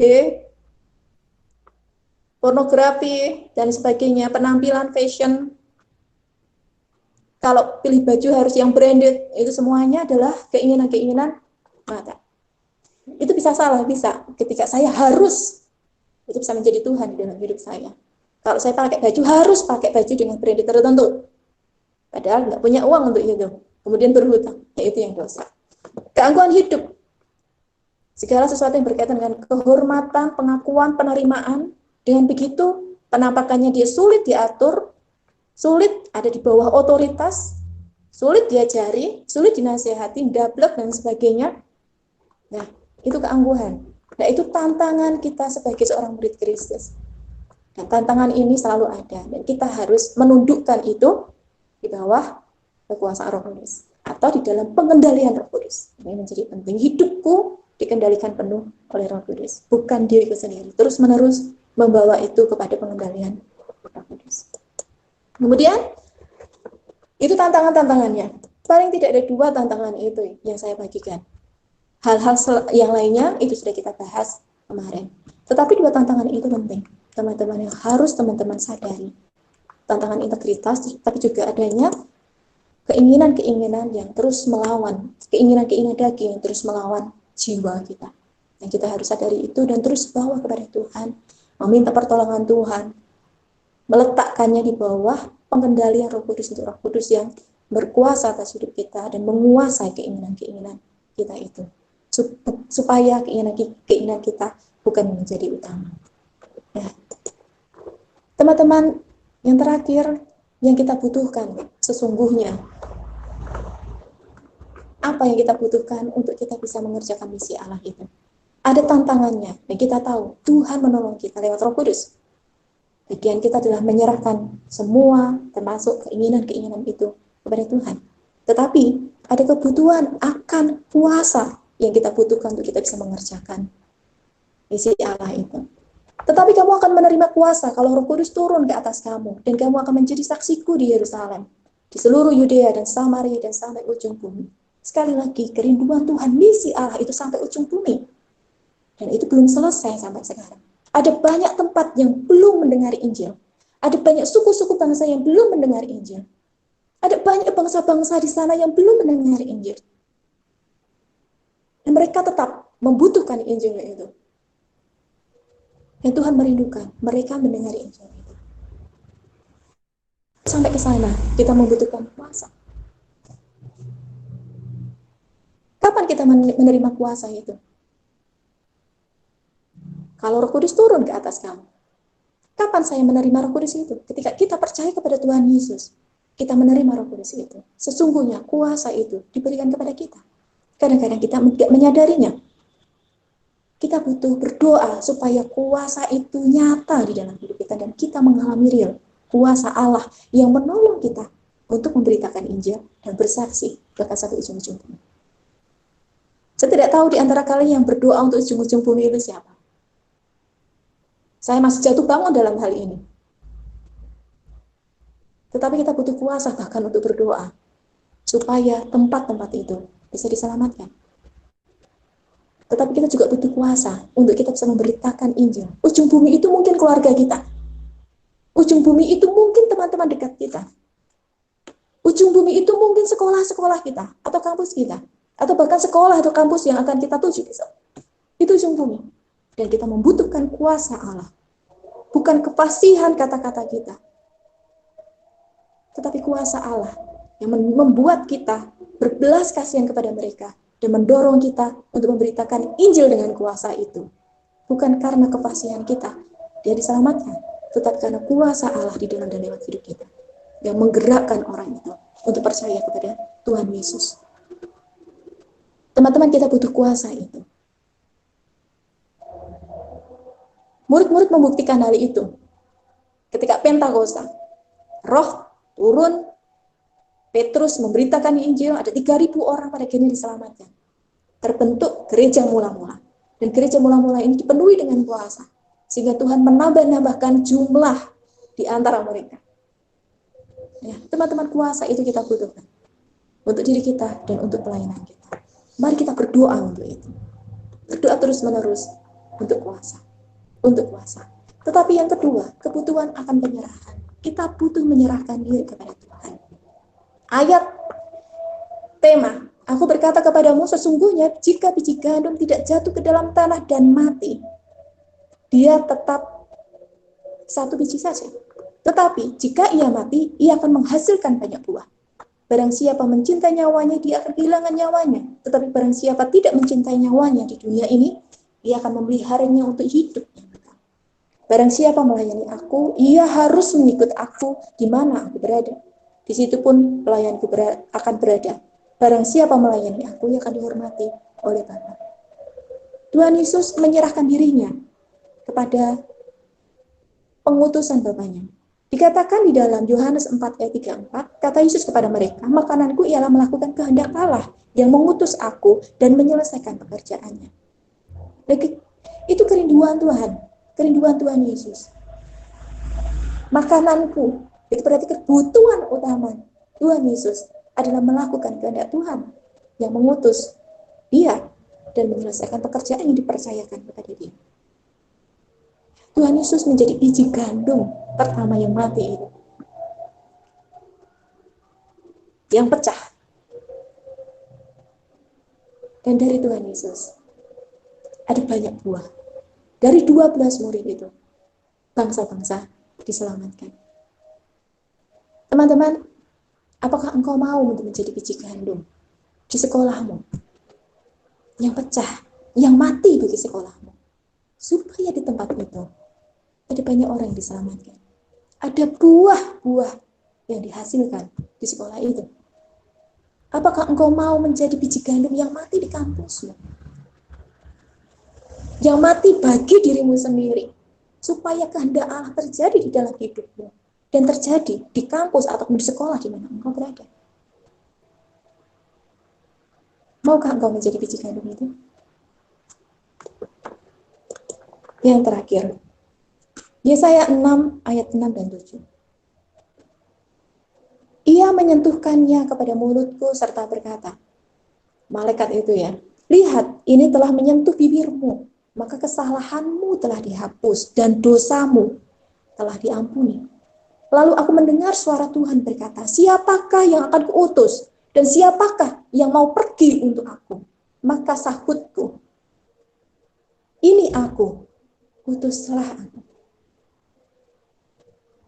Yesaya sudah diampuni dosanya. Dan kepada orang yang sudah diampuni dosanya itu Tuhan berkata, siapakah yang akan kuutus? Yesaya diutus kepada bangsa Israel. Siapa yang akan kuutus? Dan siapakah yang mau pergi untuk aku? Dan Yesaya pada waktu itu di dalam kesadarannya, ini aku, utuslah aku. Yesaya yang sudah mengalami anugerah dan kekayaan dari Allah itu, yang sudah mengalami pengampunan, dihapus kesalahan dan dosanya diampuni itu, diutus untuk apa? Pergi kembali kepada bangsanya. Untuk apa? Memberitakan pertobatan kepada bangsanya, supaya berbalik kembali kepada Allah Israel pada waktu itu. Teman-teman, engkau sudah diselamatkan dan keselamatanmu itu besar. Dan kalau ada orang yang menyediakan diri untuk memuridkan, itu juga anugerah besar dari Tuhan untuk melatih dirimu. Diperlengkapi begitu rupa untuk menjadi seorang murid. Dan kepada engkau yang sudah mengalami keselamatan dan ditemani hidup untuk menjadi seorang murid itu, Tuhan berkata kepadamu, siapakah yang akan kuutus? Siapakah yang mau pergi untuk aku? Untuk Allah. Pergi ke sekolahmu, pergi ke kampusmu, pergi ke gerejamu, pergi kepada orang-orang miskin, pergi kepada orang-orang yang tertawan, kepada orang-orang yang terpenjara karena dosa dan akibat dari dosa itu, untuk menyatakan kabar baik, untuk menyatakan kasih Allah, untuk menyatakan kabar pembebasan itu. Tuhan sudah membebaskanmu. Apakah engkau bersedia? Sebagaimana Yesaya bersedia. Ini aku, utuslah aku. Mari kita renungkan kebenaran ini. Misi Allah itu tetap. Dan Tuhan menginginkan misi Allah itu sampai ke ujung-ujung bumi.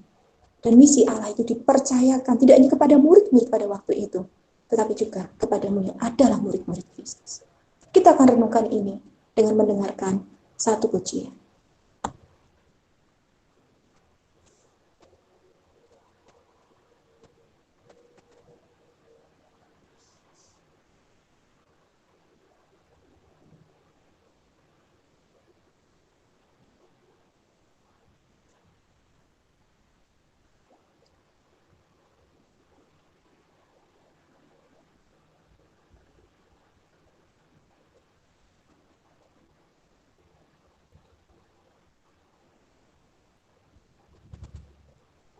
pujian yang sangat baik, teman-teman. Renungkan pujian ini dan bawalah dirimu di dalam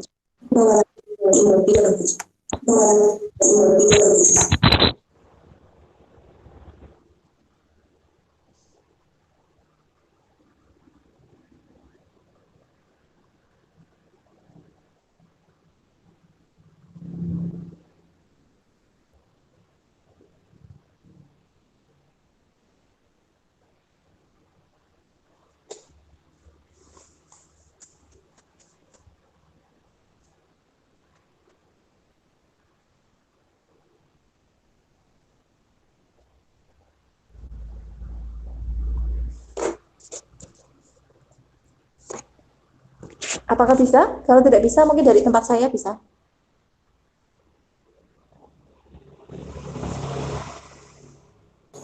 Iya Mbak, dicoba dari tempat Mbak dulu.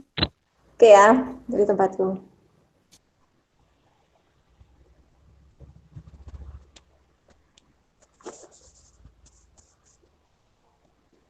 Baik, saya akan presentasikan. Oke.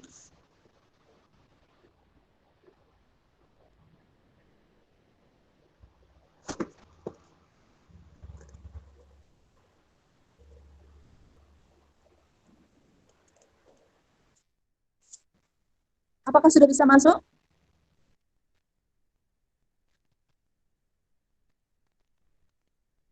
Halo, bisa masuk? Halo, bisa?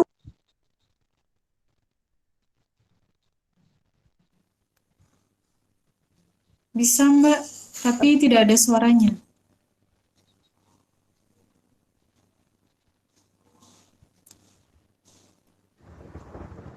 Iya Mia, sudah bisa. Udah. Sudahkah? Saya ulang.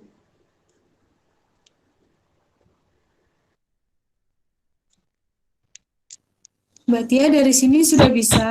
Apakah Mbak Tia dari sini sudah? Oke, baik, dari situ sudah bisa? Sudah Mbak. Oke, baik, dari situ aja. Sudah Mbak. Oke, baik, dari situ aja. Sudah Mbak. Oke, dari situ aja.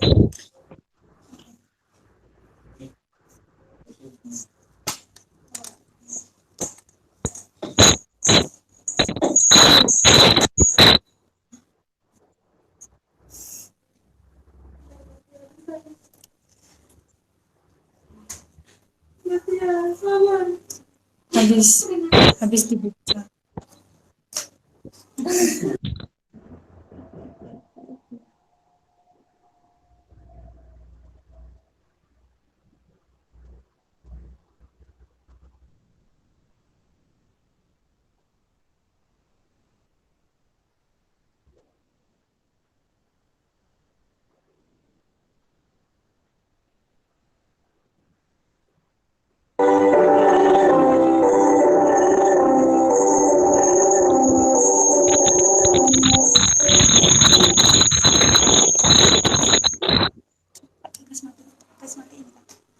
Oke.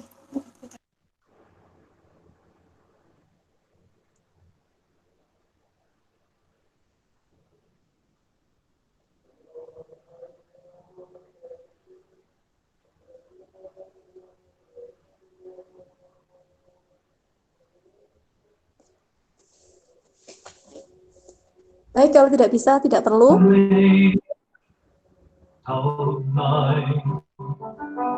I will make the darkness bright. Who will bear my light to shine myself? I will run my people bright. Oh, dawn has set. My hand will stay. I love sea and sky. I have heard my people cry. Oh, dwell in dark and sin. My hand will stay.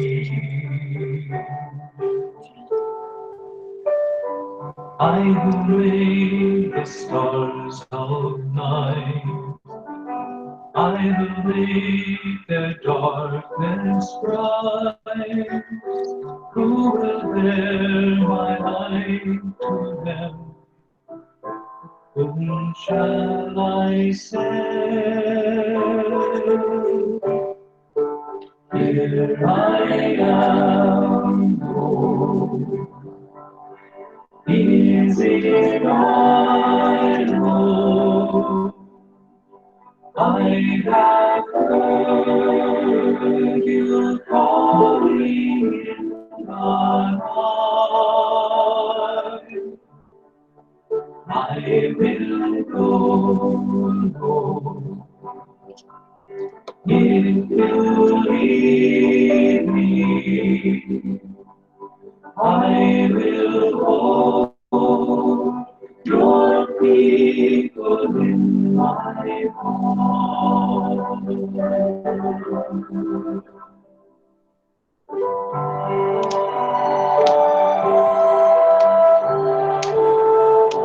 I hold of wind and flame, I will tend the poor and lame. I will set a feast for them, my hand will save. Finest bread I will provide, till their hearts be satisfied. I will give my life to them. Whom shall I send? Here I am. Is it I, Lord? I have heard you calling in my heart. I will go, if you lead me. I will hold your people in my arms. I will hold your people in my arms.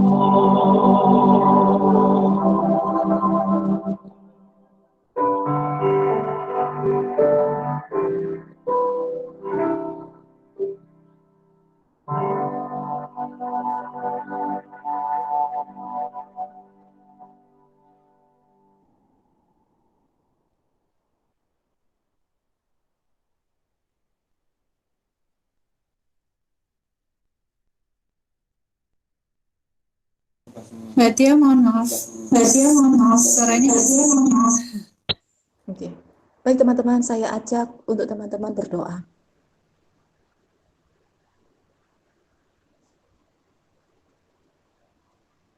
Tuhan berdiri di depanmu. Tuhan memandangmu dengan penuh kasih. Allah yang berkuasa atas langit dan bumi itu, yang sudah mengutus Yesus Kristus ke dalam dunia untuk mati di kayu salib bagimu dan bagiku dan bagi semua bangsa. Merindukan supaya setiap orang di muka bumi ini mendengar kebenaran Injil, diselamatkan, dan mengalami pembebasan. Tidak hanya dari hukuman dosa, tapi juga dari persoalan-persoalan hidup karena dosa.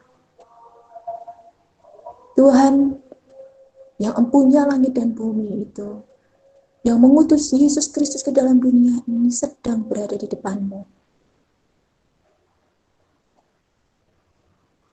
Engkau sudah diselamatkan. Engkau sudah dimuridkan. Pada hari ini, jika Tuhan berkata kepadamu, siapakah yang akan kuutus? Siapakah yang mau pergi untuk aku? Siapakah di antara teman-teman yang menyediakan diri. Sekolahmu, kampusmu, tempat di mana engkau berada, membutuhkan engkau untuk berbicara atas nama Allah. Mari teman-teman saat ini datang di hadapan Tuhan. Berbicaralah kepada Tuhan. Jika Tuhan berkata, siapakah yang mau aku utus? Dan siapakah yang mau pergi untuk aku? Siapakah? Siapakah itu?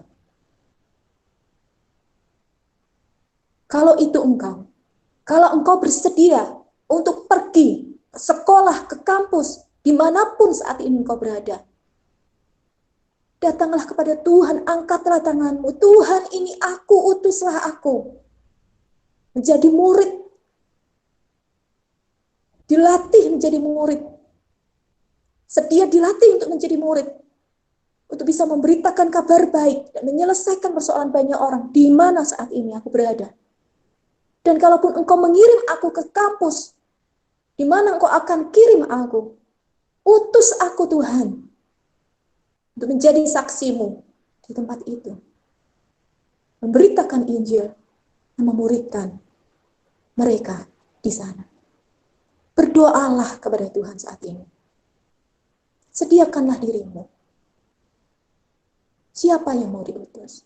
Siapa yang mau pergi kepada mereka yang terluka, yang tertawan akan dosa, yang dipenjara karena dosa, yang sedang berkabung, yang sedang menangis, yang sedang mengulurkan tangan untuk meminta pertolongan. Siapakah yang mau diutus kepada mereka? Apakah engkau bersedia? Berserulah kepada Tuhan. Kalau engkau bersedia, berdoalah saat ini. Ini aku, utuslah aku.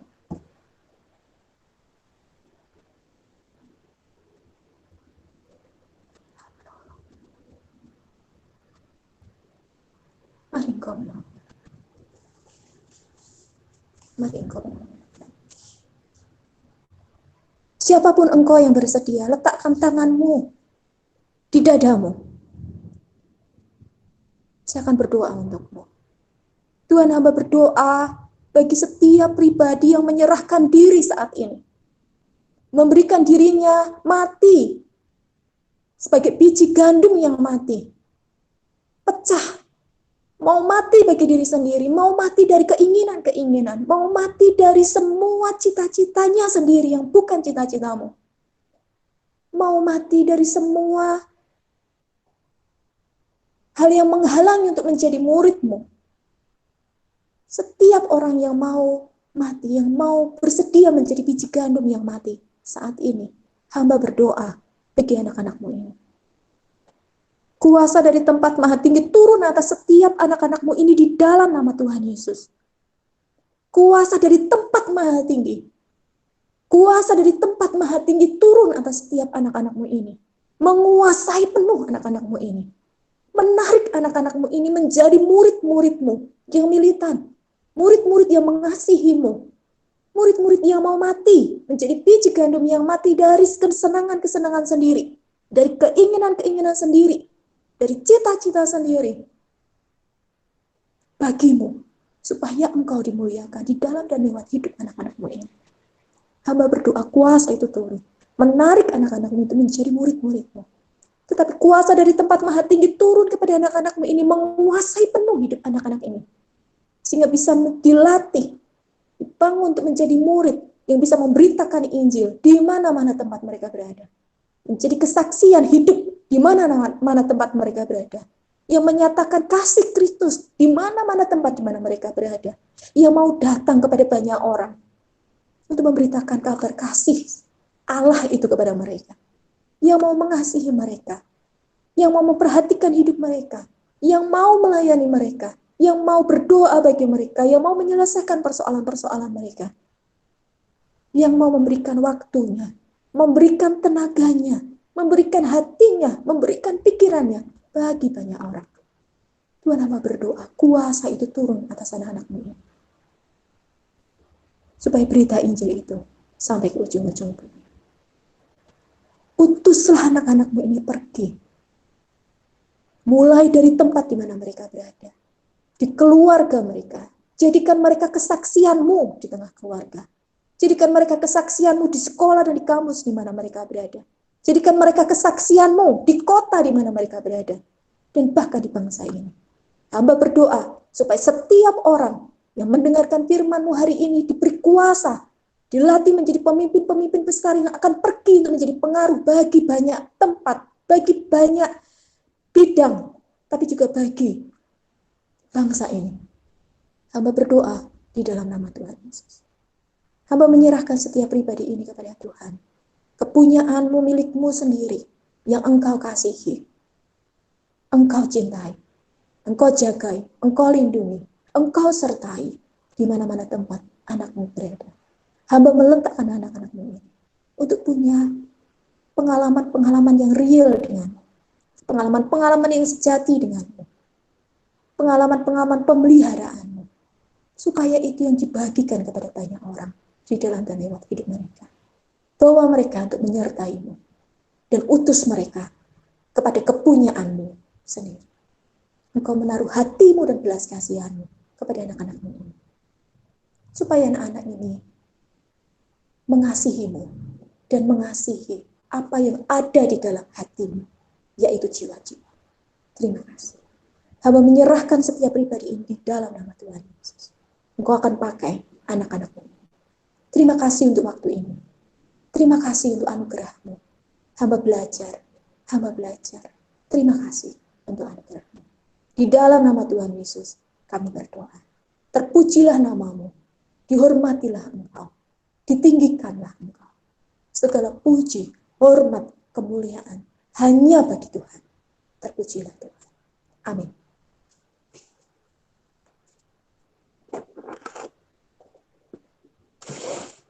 Baik, terima kasih. Waktu selanjutnya saya serahkan kepada panitia. Terima kasih saya boleh belajar dengan teman-teman. Terima kasih kita boleh berdiskusi bersama. Terima kasih saya boleh belajar banyak hal. Terima kasih. Baik, sama-sama. Terima kasih Mbak Tia untuk firman yang boleh kami terima dan kami renungkan. Kiranya boleh kami lakukan dengan sungguh-sungguh, kami hidupi, dan kami nikmati di dalam kehidupan kami setelah ini. Sambil kakak-kakak TPS, kakak-kakak staff, kakak-kakak pendamping terus berdoa, kami menyediakan kesempatan bagi adik-adik semua untuk merefleksikan apa yang sudah didapatkan dari sesi yang telah diikuti selama 3 hari ini. Teman-teman bisa melihat pertanyaan penuntun yang sudah dibagikan oleh Kamia di dalam WA.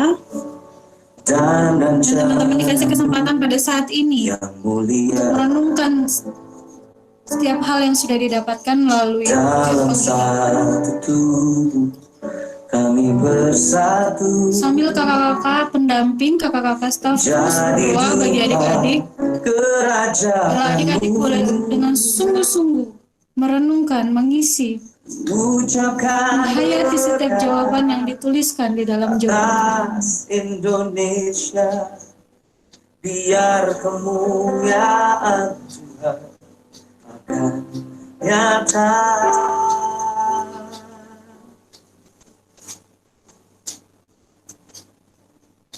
Bagi bangsa ini kami berdiri dan membawa doa kami kepadamu.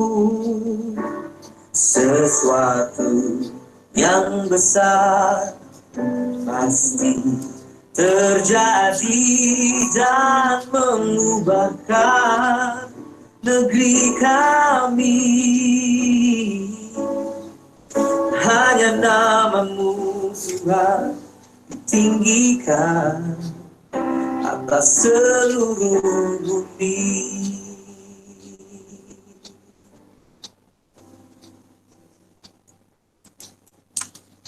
Kami rindu melihat Indonesia pulih dari semua problema, hidup dalam jalan kebenaran-Mu, pancarkan terang kemuliaan-Mu.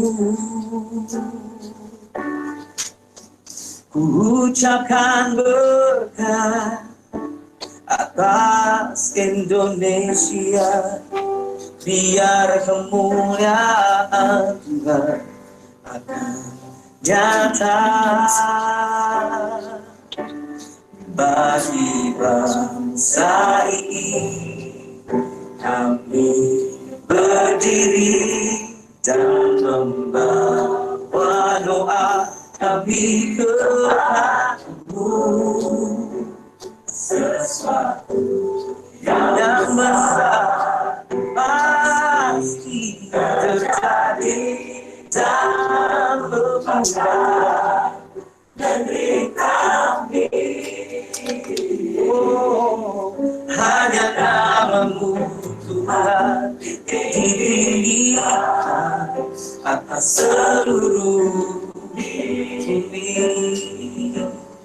Bagi bangsa ini kami berdiri dan membawa doa kami kepadamu.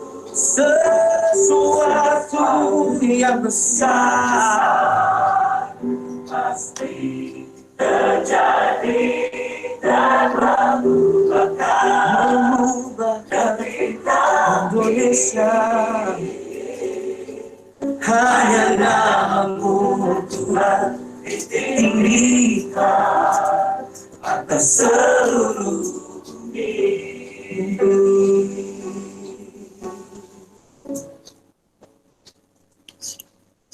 Hanya nama-Mu Tuhan ditinggikan atas seluruh bumi.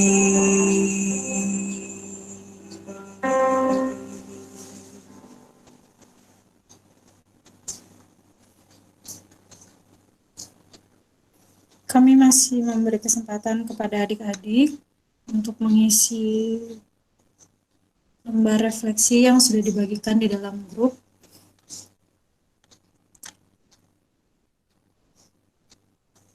Silakan adik-adik merenungkan dengan sungguh-sungguh. Silakan adik-adik menghayati setiap pertanyaan yang akan dijawab. Dan silakan juga adik-adik menuliskan pokok doa yang bisa kami dukung di dalam doa.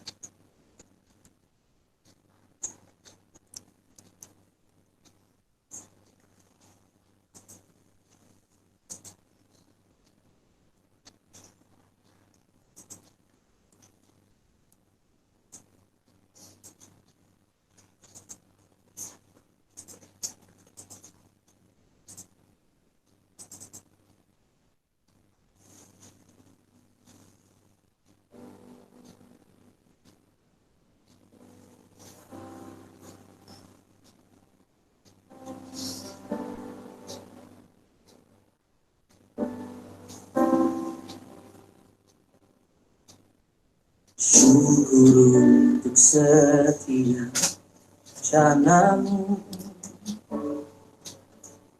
dan rencana-Mu yang mulia. Dalam satu tubuh kami bersatu, menjadi duta kerajaan-Mu. Ucapkan berkat atas Indonesia, biar kemuliaan Tuhan akan nyata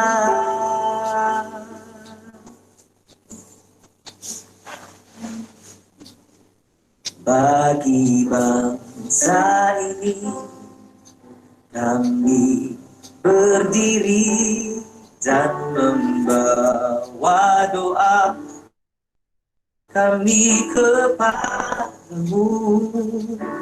Sesuatu yang besar pasti terjadi dan mengubahkan negeri kami. Hanya nama-Mu Tuhan ditinggikan atas seluruh bumi.